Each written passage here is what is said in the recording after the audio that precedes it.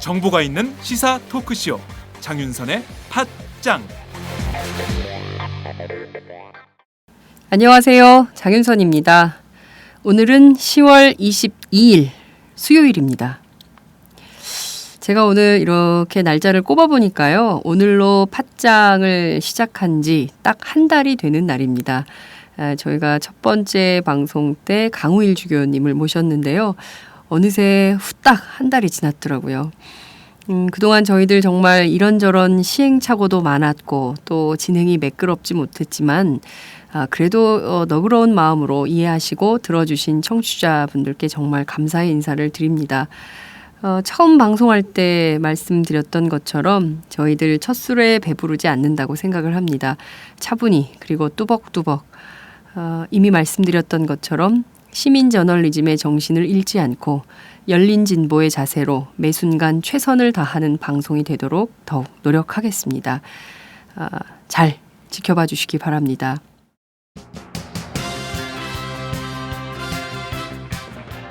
박근혜 대통령과 새누리당 김무성 대표의 관계가 점점 더 험악해지고 있습니다. 김무성 대표의 상하이발 개헌론에 청와대가 브레이크를 걸고 나섰는데요. 청와대와 김무성 대표 간의 충돌, 그 속내를 짚어보겠습니다. 정부가 서아프리카 에볼라 발생 국가에 국내 의료진을 파견하겠다라는 입장을 밝혔는데요.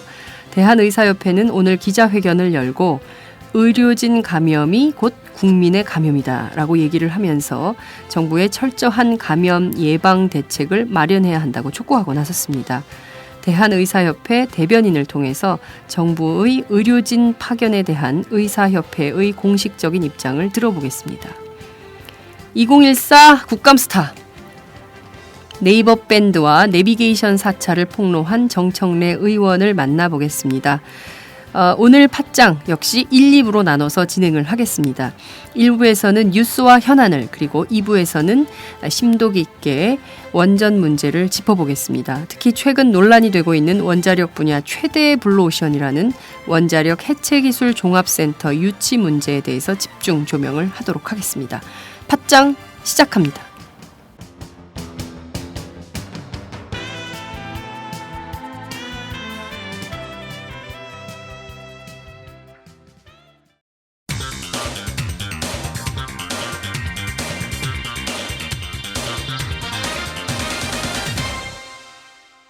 전혀 다른 뉴스. 네, 전혀 다른 뉴스 시작합니다. 박근혜 대통령과 새누리당 김무성 대표가 개헌을 둘러싸고 격돌하고 있습니다.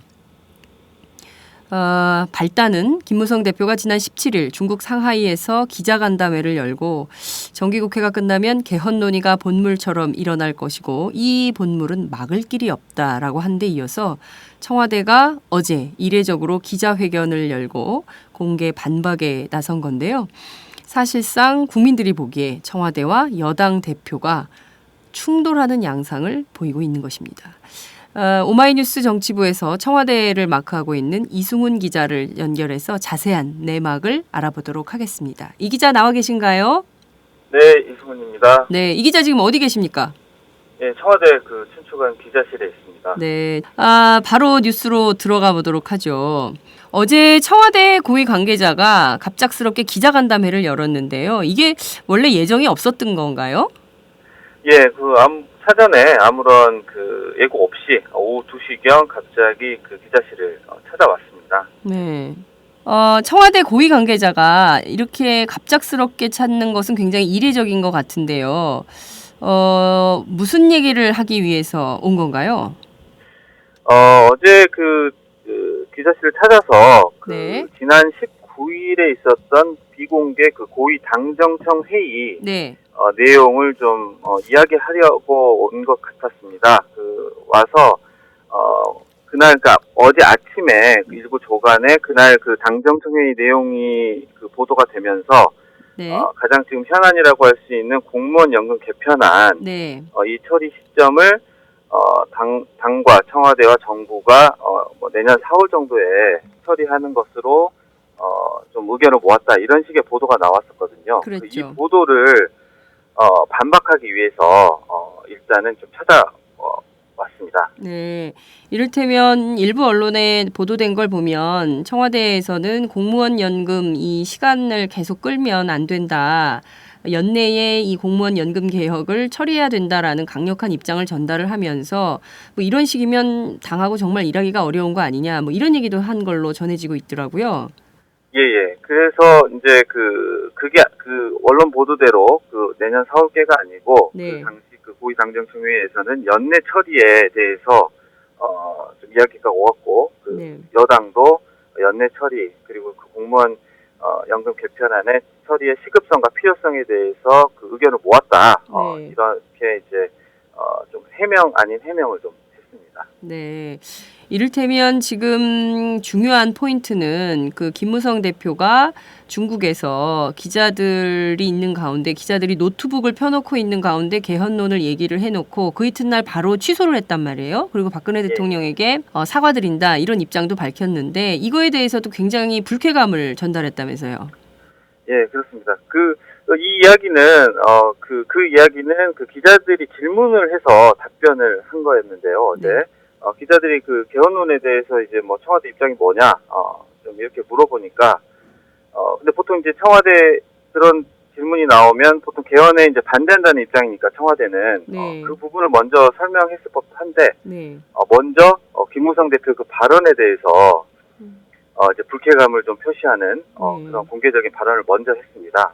그래서 이 발언 자체가 사전에 좀 준비돼서 왔고 특히 이제 기자들 앞에 올 때는 기자들하고 이제 일문일답을 하니까 어떤 예상 질문이 있을 것이고 특히 또 현안이 개헌론이 뜨거운 현안이었으니까 이 부분에 대해서도 질문이 있을 것이라고 충분히 예상을 했을 거기 때문에 충분히 답변을 좀 준비해 온 듯한 그런 좀 그 분위기였습니다. 네, 그러니까 김무성 대표가 치고 빠지기 전략으로 개헌론을 제기하고 그 이튿날 바로 사과하고 뭐 이런 식으로 하는 데 대해서 상당히 청와대가 불쾌감을 갖고 있으면서 김무성 대표의 그런 처신에 대해서 공개적으로 반박하지 않으면 안 되겠다라는 입장을 붙이고 이른바 기자들을 그러니까 작심하고 만났다 이렇게 보였다는 거죠 현장에서 보기에. 예, 그렇습니다. 어제 발언도 그 고위 관계자가 김무성 대표가 그 기자들 앞에서 이제 기자들이 자신의 말을 받아치는 상황에서 네. 말을 하지 않았냐. 그러면 그게 기사화 될 것이고 기사화 될 것이라는 걸 염두에 두고 발언한 것 아니겠느냐 이런 식의 이야기를 했거든요. 근데 네. 그 말을 거꾸로 뒤집어서 그 고위 관계자한테 적용하면 어제도 똑같이 기자들이 청와대 그 기자실 그 옆에 있는 휴게실 같은 곳에서 네네. 그 고위 관계자의 발언을 노트북으로 받아치는 상황이었거든요. 네. 그렇기 때문에 이 고위 관계자도 이 말이 기사화될 것이고 또 이 어떤 파장이 있을 것이라는 것을 다 계산하고 충분히 그 염두에 두고 한 발언이라고 이렇게 유추를 해볼 수 있습니다. 그러니까 김무성 대표나 청와대나 기자들을 가운데 두고 서로 발언의 수위를 높여가면서 핑퐁 게임을 하고 있는 거네요, 그죠? 예, 그런 모습입니다. 네. 그나저나 김무성 대표가 개헌론을 들고 나왔는데 왜 청와대가 이 개헌론을 이렇게 세게 반박을 해야 되겠다. 김무성 대표가 주장하는 바를 좀 눌러야 되겠다라고 판단한 경위나 목적이 좀 있을 것 같은데요. 청와대의 의도는 어떤 건가요? 김무성 대표의 그 개헌론이 불거졌을 때 청와대에서는 공식적으로는 거의 언급을 하지 않으려는 분위기였습니다. 여당 대표의 말에 대해서 우리가 뭐라고 할 말 있겠냐.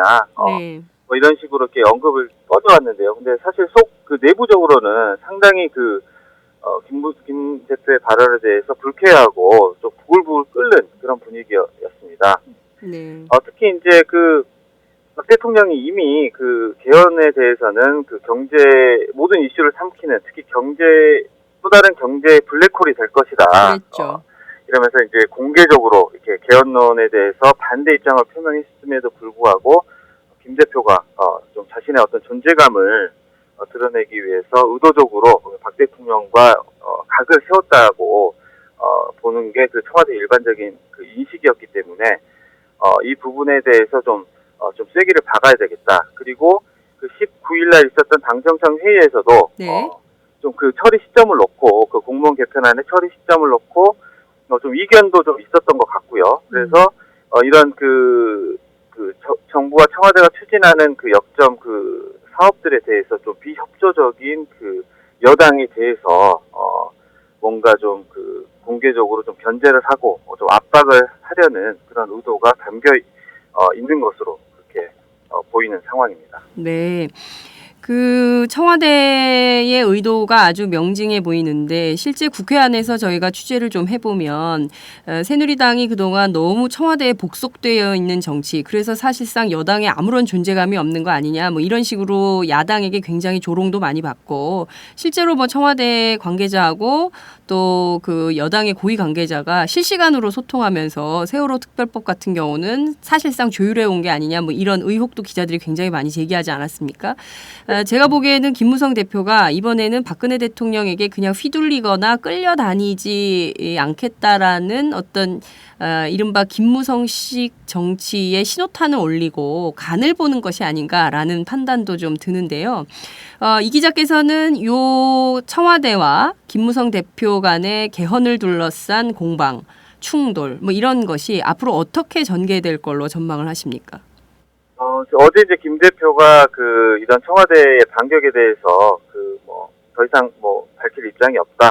이미 대통령에게 사과의 뜻을 밝혔다고 하면서 다시 한번 좀 확전을 자제하는 그런 모습이었는데요.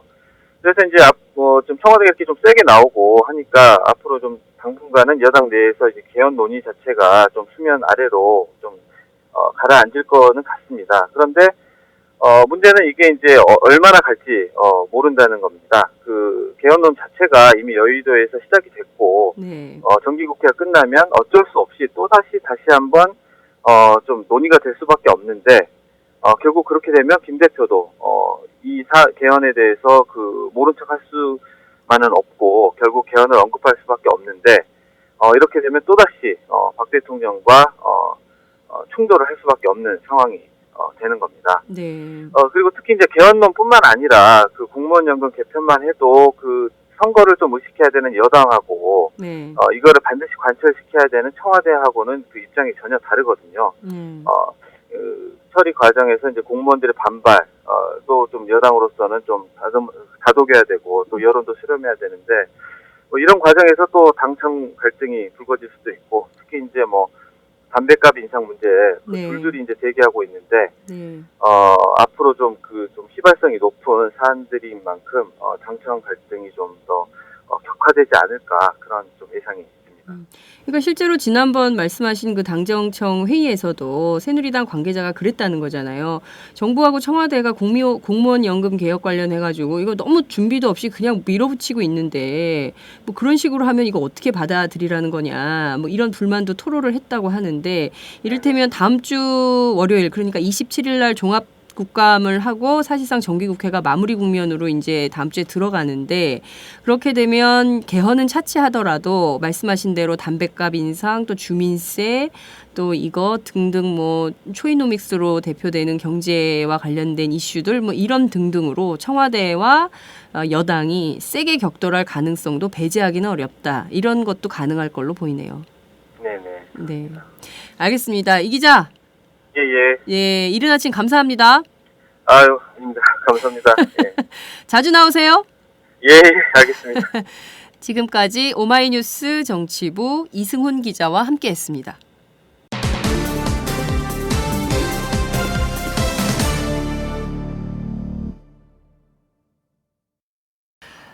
색깔 있는 인터뷰 시작하겠습니다. 급하게 좀 편성이 됐는데요.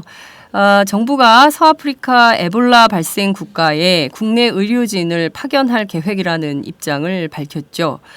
관련해서 국내 의료계가 정부의 이 같은 입장 발표에 다소 좀 신중을 기해야 되는 것이 아니냐, 이런 입장을 피력하고 있는 걸로 보입니다.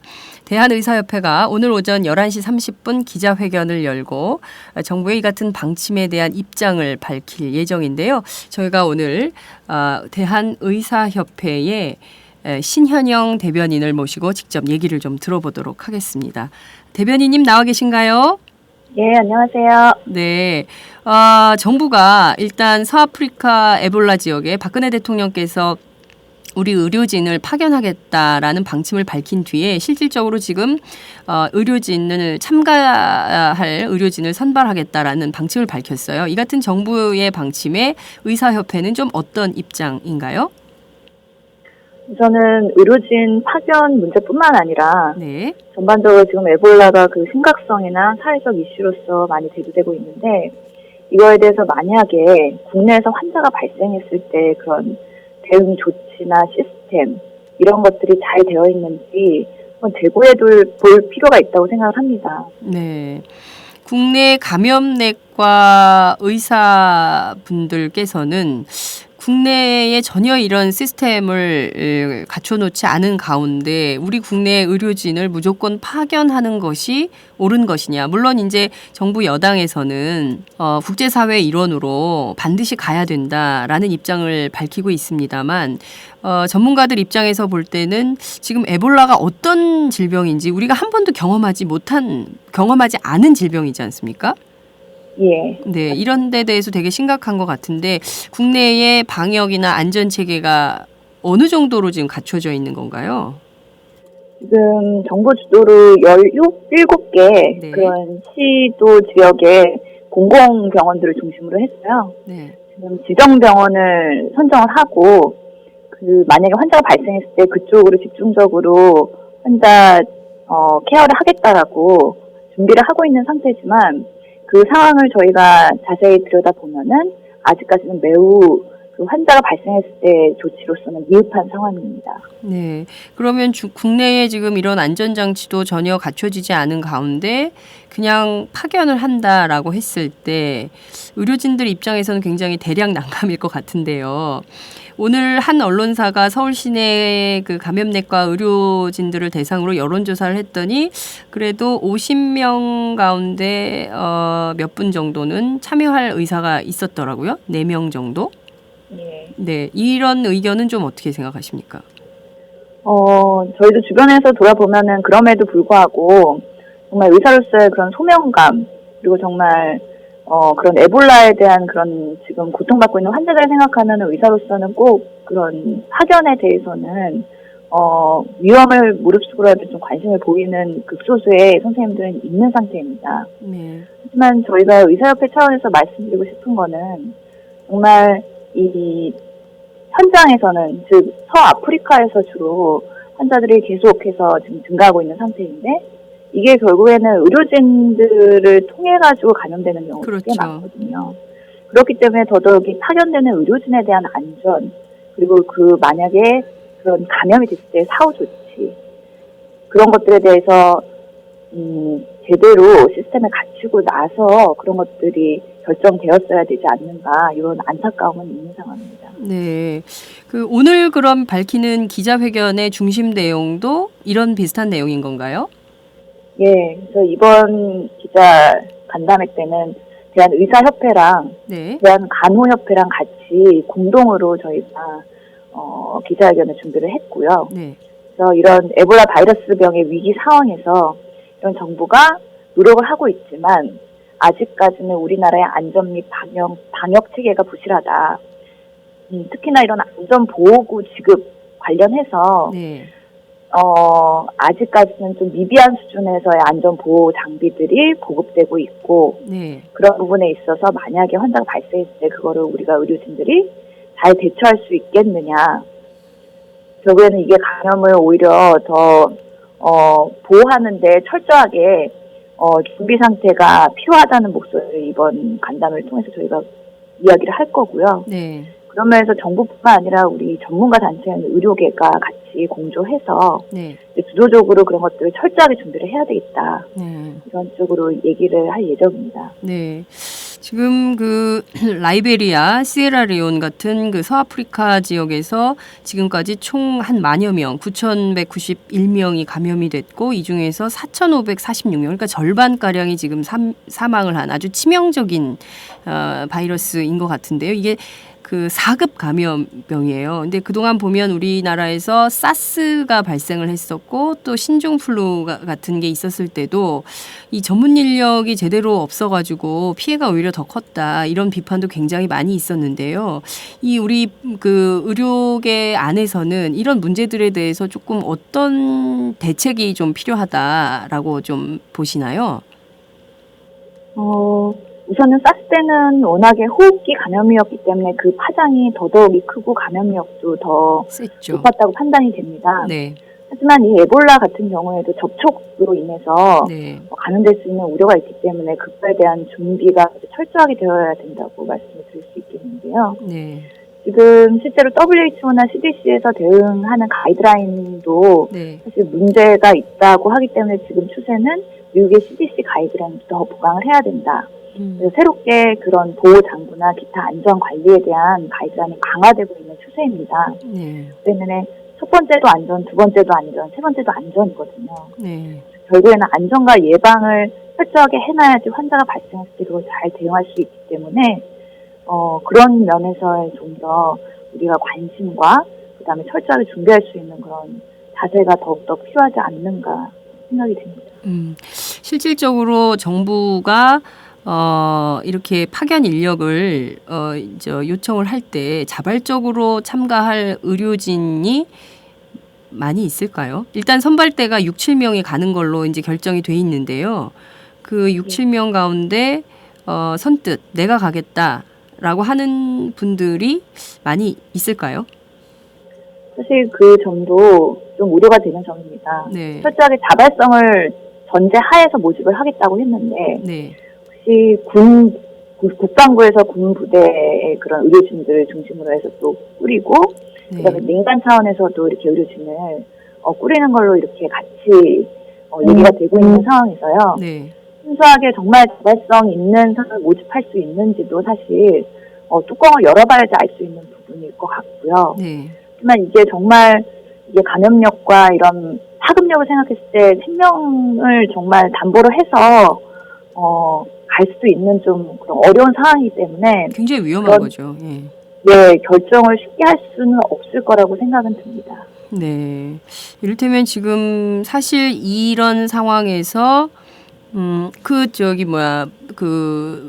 그냥 가게 되면 이게 정말 자칫하면 자신의 생명을 거는 아주 위험한 사태로까지 갈 수도 있는 상황인데 정부에서 정말 그 보다 더 신중하게 대책을 마련해야 되는 것이 아닌가라는 생각이 좀 들기도 합니다. 특히 이제 감염내과 전문의들이 또 그렇게 많지도 않죠. 예, 실제로 각 병원에 감염내과 전문의 수는 매우 소수이고요. 네. 사실 감염내과 전문의나 아니면 감염에 그런 관리의 전문가나 경험이 많은 분을 중심으로 해서 좀 모집을 한다고 얘기를 했는데 네. 그렇다고 꼭 감염내과 전문의만 갈 수 있다라는 것은 아니라고 생각이 됩니다. 실제로 그 현장에서 우리가 그 에볼라 환자들을 대할 때 네. 그런 저희가 치료를 하는 게 아니라 보존적인 그런 치료를 제공을 하게 될 텐데 네. 그렇게 되면 그것들이 결국에는 내과적인 치료가 될 거고요. 예를 들어서 수액을 단다거나 네. 전해질 조정을 한다거나 아, 그 실시간으로 활력 징후를 체크해서 혈압이나 맥박 상태를 본다거나 네. 이런 처치들이 될 것으로 예상이 되기 때문에 네. 그런 감염 관리를 철저하게 교육을 받은 의료 인력이 파견된다면 크게 무리는 없을 거라고 네. 생각합니다. 현재로서는 직접 의료진을 그렇게 파견하기보다는 정부 당국이 먼저 의료진에 대한 교육을 철저히 하고 또 실제로 발생했을 경우에 어떻게 대응할 것인지 그 응급 의료 체계나 예방 대응 체계 이런 것들을 갖춰 놓고 그 다음에 해도 늦지 않다라는 입장을 좀 설명할 걸로 보입니다. 대변인님 오늘 좀 저희가 급하게 연결을 했는데요. 너무 감사드립니다. 혹시 끝으로 한 말씀 하시겠습니까? 예, 그래서 지금 지속적으로 감염 속도가 증가하고 있어서 더더욱이 이런 공포감이 많이 확산되고 있는 상황이거든요. 네. 그렇기 때문에 이런 국민들의 불안감 이런 것들을 잠재울 수 있도록 우리 안전관리 계획 수립은 정부와 그런 의료회가 같이 공조해서 또 의료회가 적극 참여해서 주도해서 나가야 된다고 저희는 생각하고 있습니다. 네, 알겠습니다. 오늘 말씀 정말 감사합니다. 다음에 또 연결할게요. 예, 감사합니다. 네, 감사합니다. 지금까지 신현영 대한의사협회 대변인이셨습니다.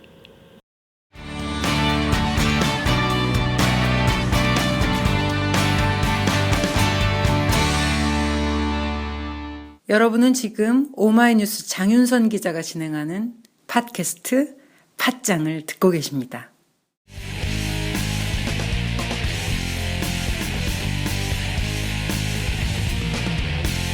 (2014) 국감 스타. 카카오톡 사찰에 이어서 네이버 밴드 그리고 내비게이션 사찰 뿐만 아니라 지난 3년간 국가기관이 정보통신업체에 요구한 자료 요청 건수가 무려 2,572만 150건. 내 건데 왜 자꾸 끼어들고 이걸 외웠어요 제가. 아니지 시작도 안 했는데 막 끼어들어. 여하간 준비된 건 끝까지 읽어야 되니까. 네. 네. 어찌됐든 경찰이 지난 5년 동안 협조 공문만 보내가지고 국민건강보험공단으로부터 350만 건을 개인 의료 정보까지. 그건 경찰이고요. 네. 검찰은 88만 건. 88만 건. 네. 그래서 사실은 대한민국은 이미 민주공화국이 아니라 사찰공화국이다. 이렇게 주장을 하게 된 참 겸손인이자 참 반성인. 맞죠? 네. 정청래 의원께서 자리해 주셨습니다. 참 국가민 정청래입니다. 막 지어요.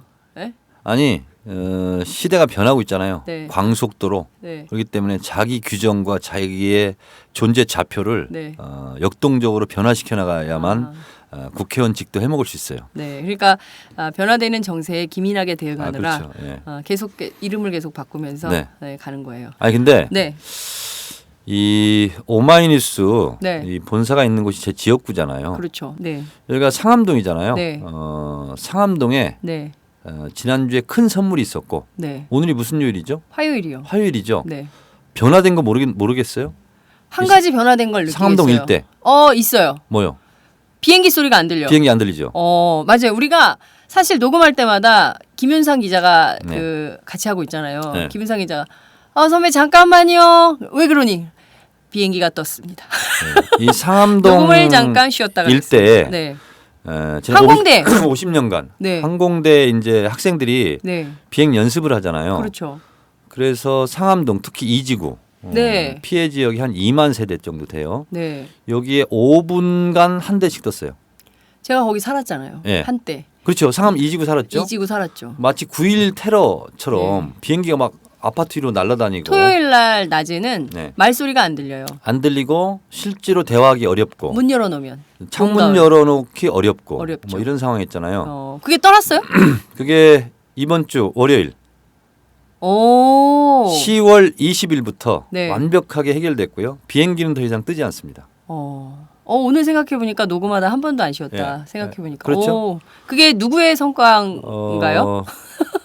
뭐 참 겸손이기 때문에 제가 100% 다 말씀드릴 수는 없는데 네. 상암동 2만여 세대의 주민들의 비행기 소음 이것이 네. 이게 말이 그렇죠. 5분. 근데 이게 굉장히 큰 뉴스인데 보도는 많이 안 된 것 같아요. 보도는 몇 군데밖에 안 된 것 제가 좀 자제해 달라. 참 겸손이기 겸손이시기 때문에 때문에. 내가 한 일을 상대방에 많이 알리면 네. 참 겸손인을 바꿔야 된다. 참 자랑인으로. 그래서 좀 자제를 요청했는데 네. 진짜 안 써. 근데 제 의도와 달리 네. 지역 주민들이 프랭카드를 붙여서 오. 정청래 의원님 감사합니다. 야. 이걸 하겠다고 그래서 국회의원들 그럴 때 그거는 진짜 제가 굳이 불안하겠다. 말리지 않고 있어요. 그래서 이 오마이뉴스 본사가 있는 상암동 이게 네. 조용해졌. 굉장히 조용해졌어요. 네네. 저희가 진짜 녹음하다가 중간중간 많이 쉬었거든요. 네. 특히 팟짱 청취자 가운데 마포 주민들이 굉장히 많을 거예요. 그분들이 그렇습니까? 네. 댓글 남겨주시기 바랍니다. 이제 들어가도 돼요? 본질로? 들어가도 됩니다. 네, 알겠습니다. 그럼 바로 들어가도록. 사실은 제가 이 말 하려고 왔어요. 뭐요? 의정 보고. 그렇게 숨은 뜻이 있었는데 네. 저는 그동안 참 겸손인인 줄 알고. 이거 편집하는 거 아니죠? 편집할 수도 있어. 네. 지금 국회 안행위 간사시잖아요. 야당 간사. 네. 이번 국감 보니까 안행위가 국감의 블랙홀이에요. 모든 이슈는 안행위로. 지금 생각을 해보면 벌써 우리가 10월 말로 가고 있는데 올해만 대형 참사가 3건인 거예요.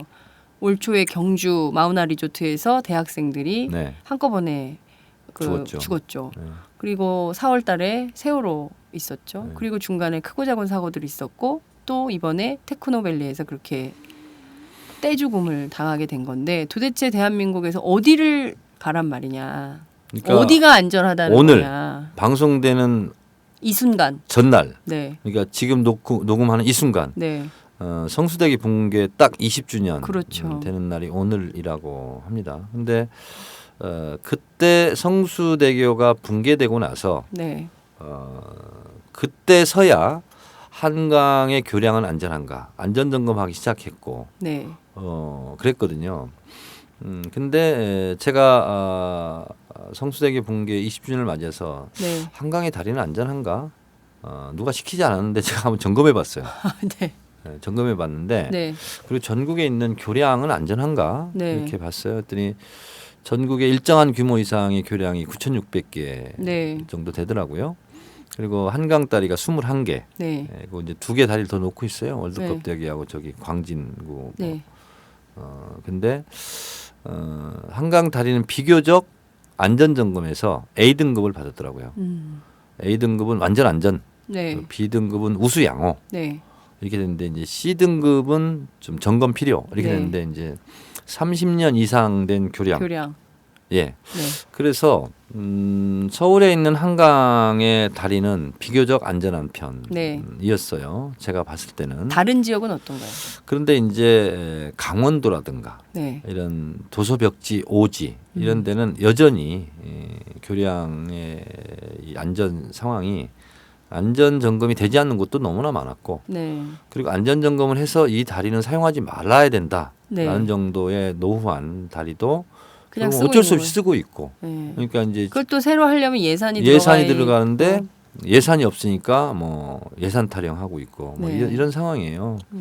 그래서 사회 곳곳에 너무나 지금 위험한 네. 안전의 사각지대가 많더라 네. 생각을 했습니다. 자, 이게 지금 도대체 맘 편히 다리 뻗고 지낼 수 있는 곳이 없다는 게 정말 너무나 슬픈 현실인데요. 이걸 좀 어디서부터 어떻게 뜯어 고쳐야 될지 답답함만 생기는 것 같습니다.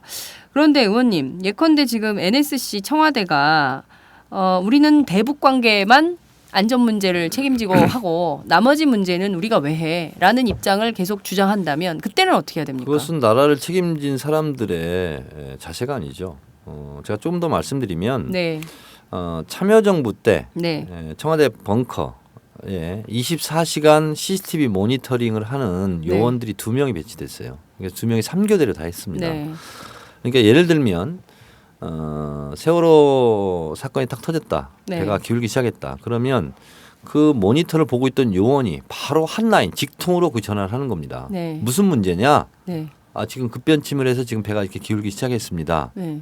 하고 바로 통화를 하는 거예요. 음. 그리고 바로 상부에 보고를 해요. 네. 그러면 10분 안에 대통령하고 대책회의를 해서 대책이 나온다는 거예요. 네. 이게 참여정부 매뉴얼이거든요. 네. 그리고 각종 부서, 부처, 각종 장소, 각종 안전시설에서 매뉴얼 책이 800권이었답니다. 네. 이게 다 폐기 처분 됐어요. 된 이명박 거죠. 정부 때. 네. 네. 그렇게 알고 있어요. 네.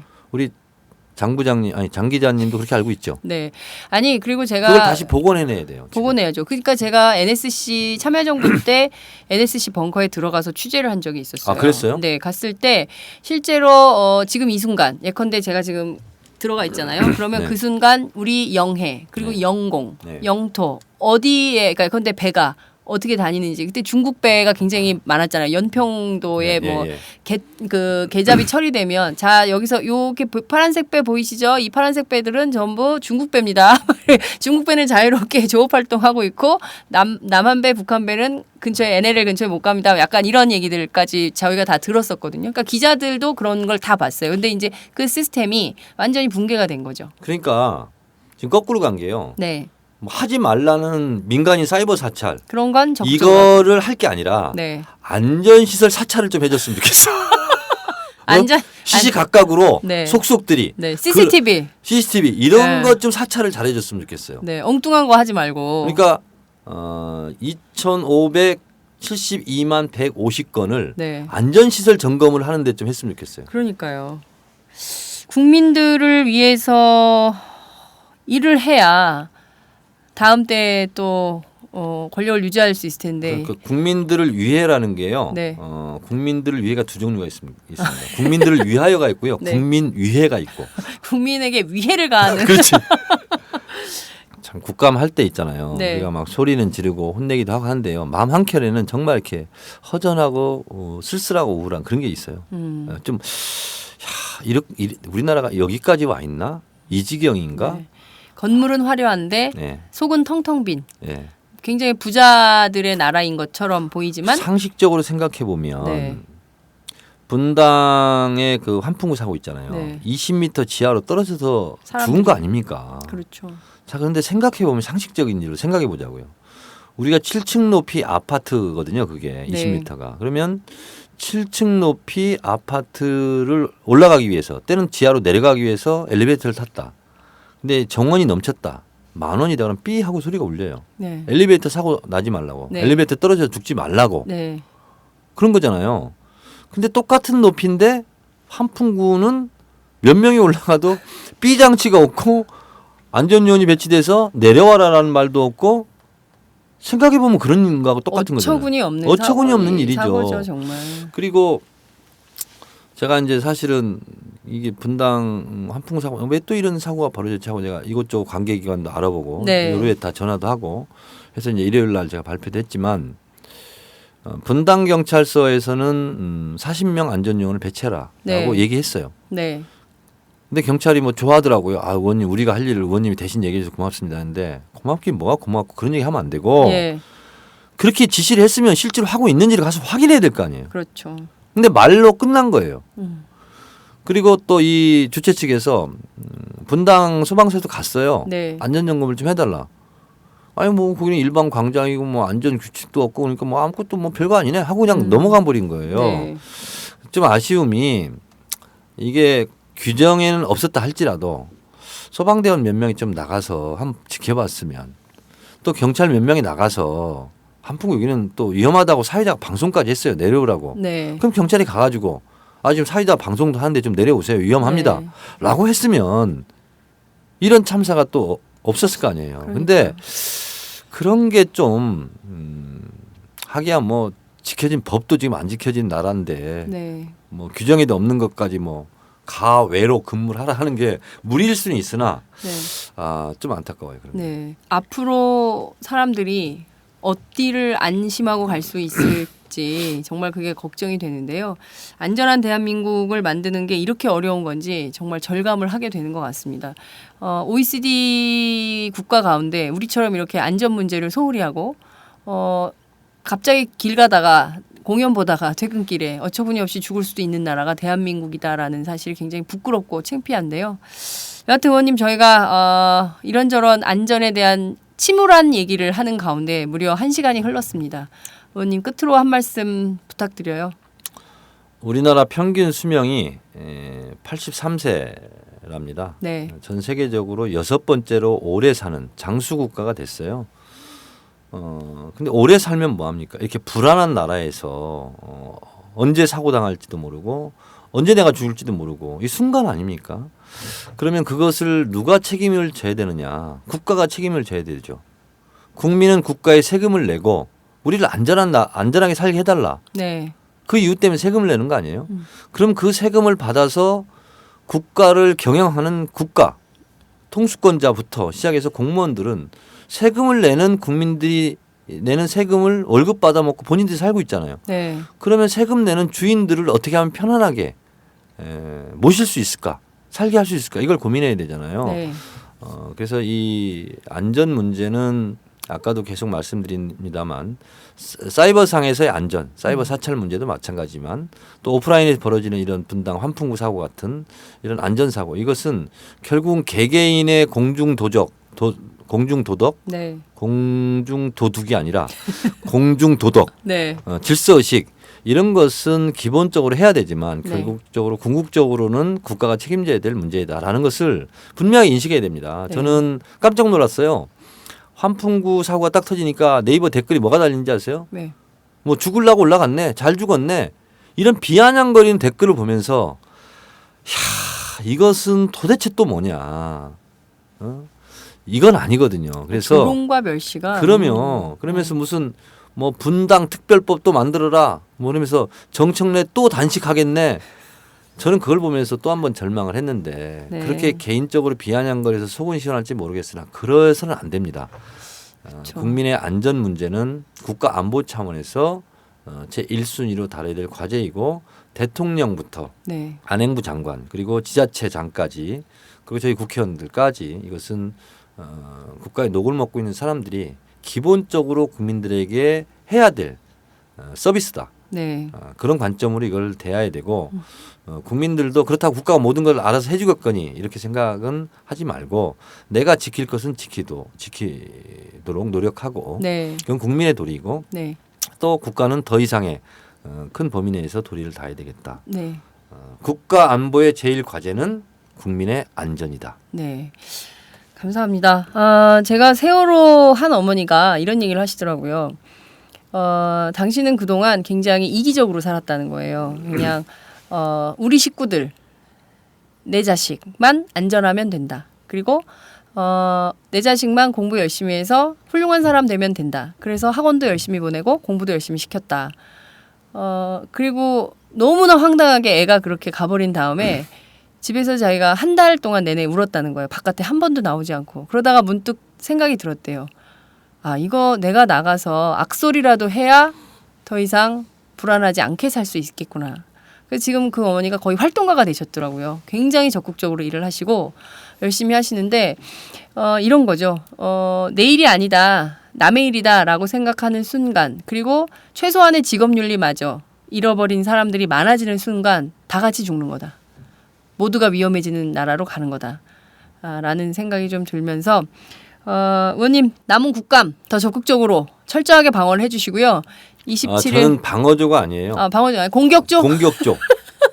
그냥 공격조도 아니고 맹공격. 진두지휘하면서 팀 플레이를 하면서 진두지휘하면서 예. 팀 플레이하면서 맹공격 및 맹활약하는 그럼에도 불구하고 참 겸손인의 자세로 더 낮게 더 겸손하게 네, 더 열심히 네. 3더이즘을 잘 실천하면서 네, 삼더이즘. 우울한 나날이지만 네, 육회 통쾌 상쾌 네, 그래서 국민이 흔쾌하게 받아들일 때까지 예. 열심히 하겠습니다. 네, 감사합니다. 네, 고맙습니다.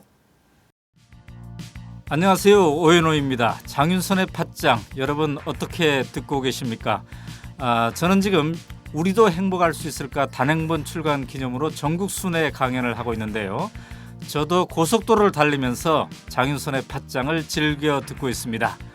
네, 여러분이 함께 하시는 이 장윤선의 팟짱은 10만인 클럽 회원 여러분의 후원으로 더욱더 알차게 꾸려질 수 있습니다. 월 10,000원 여러분 함께해 주십시오. 감사합니다.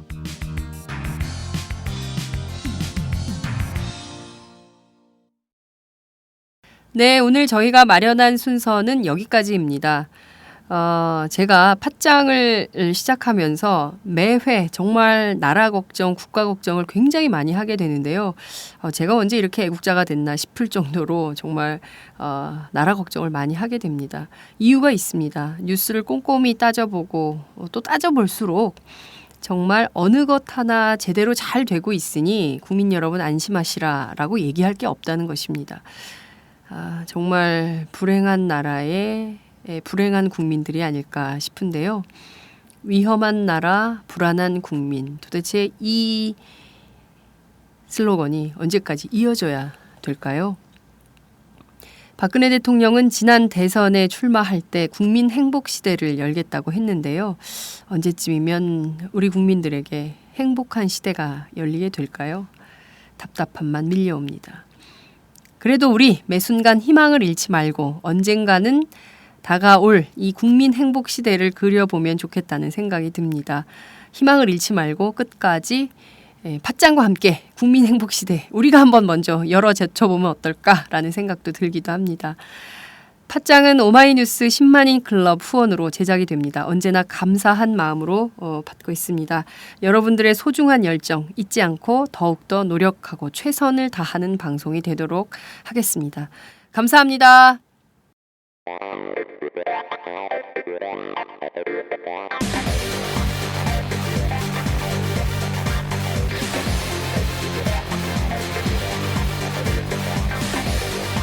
정보가 있는 시사 토크쇼 장윤선의 팟짱.